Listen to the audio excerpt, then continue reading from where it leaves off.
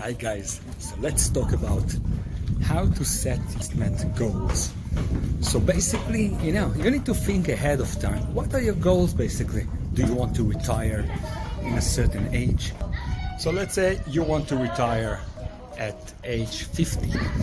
How much income do you need to set aside passively? So you need to know and calculate how much income you can produce from every property that you purchase. Usually, if you're going to purchase a property using financing, your goals as to what kind of properties are you buying. If you're buying a property that produces income that is 1% of the property value, you will be at 12% gross yield per year. Taking into account that usually 50% of the income goes to expenses, including mortgages. So you should be at 6%. Now, if we're going to take, for example, a property of $100,000, so our goal going to be that this property going to be rented for $1,000 a month. A few years ago, that was very achievable. These days, it's not that much achievable, especially in good locations. So usually after expenses from such a property, you're going to have, let's say, $2 left.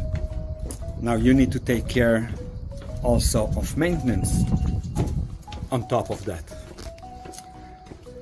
So by calculating all of that, you will see that by the end of the day, if you're also using financing, the cash flow that you're going to have aside is not that significant.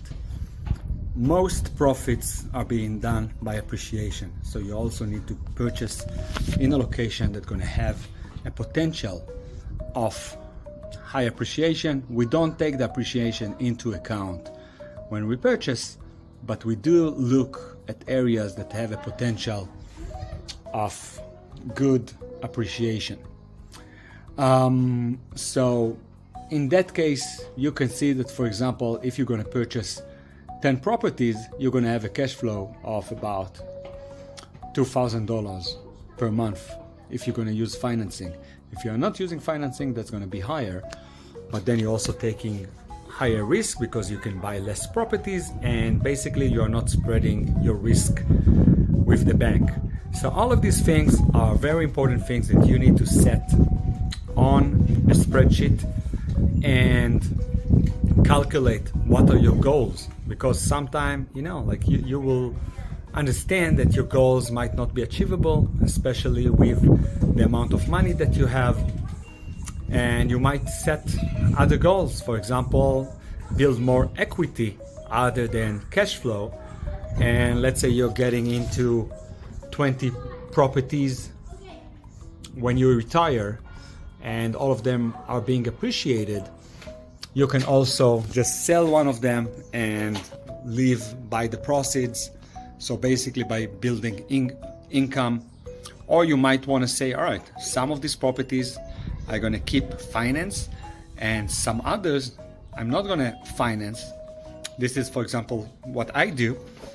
And then the non-finance property, they're going to compensate of months that with the finance properties, there might be like higher maintenance.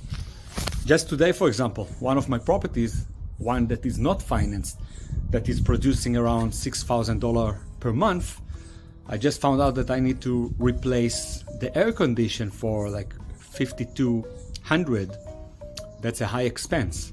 I know that I can spread this expense for the next 10-15 years because I wouldn't need to worry about AC in that area, in that apartment for the next 10-15 years. So actually that's a good investment, because also bringing the AC guy every few months for different issues, that's eventually accumulates, and it's also time consuming. So all of these things needs to be taken into account when you build your financial goals. the location that you want to invest in, the risk that you like to take. The higher the yield, usually the higher the risk. So you can see very nice numbers on a spreadsheet, but eventually these numbers might not be a reality. Eventually, when you actually looking to have the cash flow, if you have bad tenants, that's gonna ruin your property, or you need to do evictions. So all of this high yield wouldn't turn into actual cash flow, because your maintenance is going to be much higher, and also you're going to have to deal with much more hassle. So take all of this into account when you are looking to build your financial goals. And if you have any questions,